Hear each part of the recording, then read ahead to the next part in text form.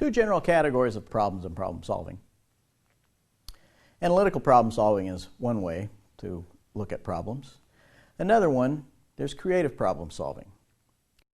Analytical problem solving has a right answer. And looking at these kinds of problems, it's usually systematic, the way that we work through an analytical problem. For example, what's the answer here? 2 plus 6 plus 4. 12.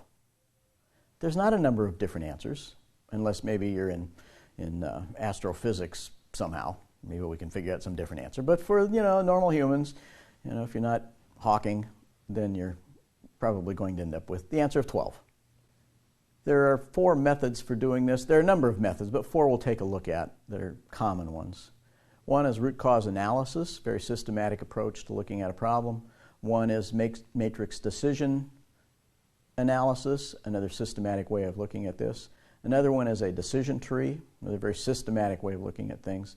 And one is a precedence chart. Which things come first, second, third, another very systematic way to look at things.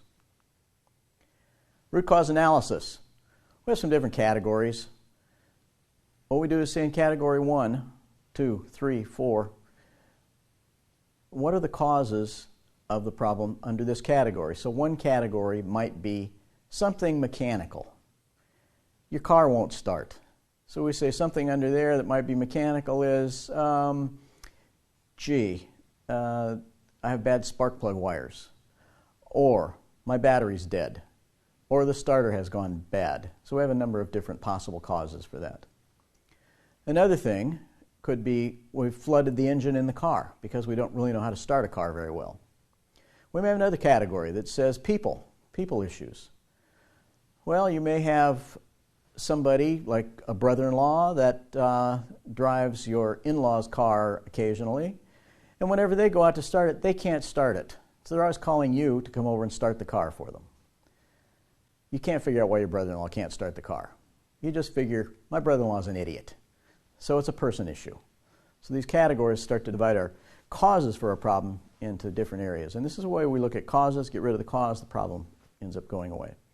As we start examining this, we finally find out, oh, your brother-in-law is using a different car key than you are. Oh, there's a little electronic chip in every single car key.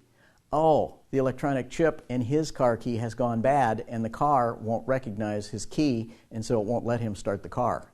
So when you go over with your key and put it in there and start the car, of course it starts. Everybody thought he was an idiot? No, it's a mechanical problem. You get the key fixed and then even your brother-in-law can start the car. So we look at different causes for problems to get rid of the final problem. Matrix decisions, we're going to look at things we can do, how we can work together to make these things happen, and we're going to see if there's some kind of correlation between things, who's going to do things, how are people going to do things. So we'll end up with a decision matrix analysis to say, okay, this is what's going to go on here, this person's going to do this person will do that, and we'll get things accomplished finally. We're going to look at a decision tree. That's another systematic way of doing things. We have some kind of a decision we need to make. We have option A and option B. Option A has some different possible outcomes. We even have a subheading under option A, and that has 2 different possible outcomes. Under B, again, we have a number of different outcomes. So we have our possible outcomes.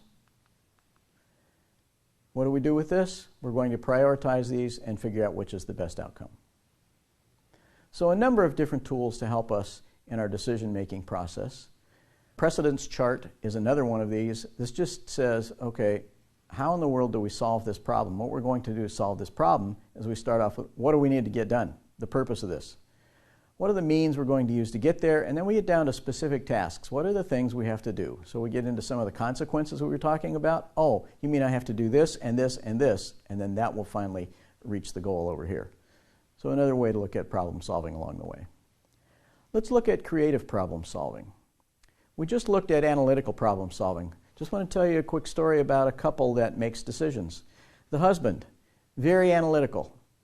And every time he solves a problem, he'll put all kinds of charts and graphs together. He'll analyze all kinds of things, gather a lot of data, put everything together in some systematic format, go through step by step, and solve the problem, and does a fairly good job most of the time.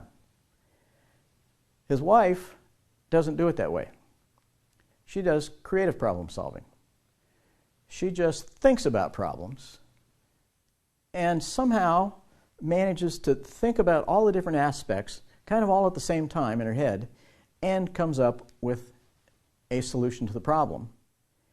And oddly enough, she is right 97 times out of 100. She comes up with the best solution. He comes up with the best solution occasionally. She comes up with the best solution almost always. It doesn't always work that way.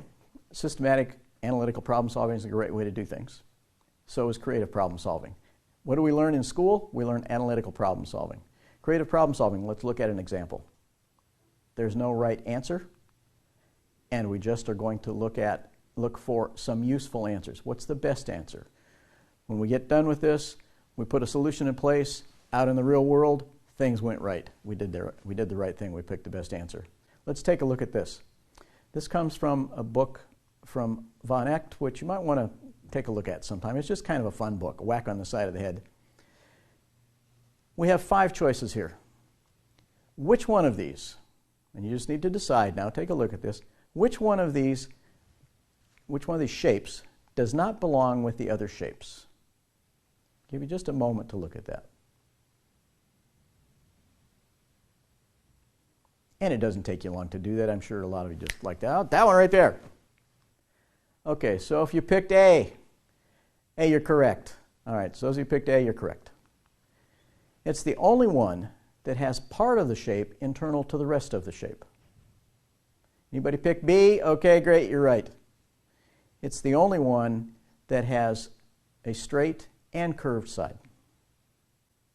C, correct. It's the only one that has all straight sides. D, A, correct. It's the only one with no point of discontinuity. It's a perfect circle. E, I really like this one a lot. Maybe somebody picked this one. If you did, good job. It's the only one that depicts a non-Euclidean triangle into Euclidean space. So, good job on that one. The idea being that when we look at these, there is no right or wrong answer.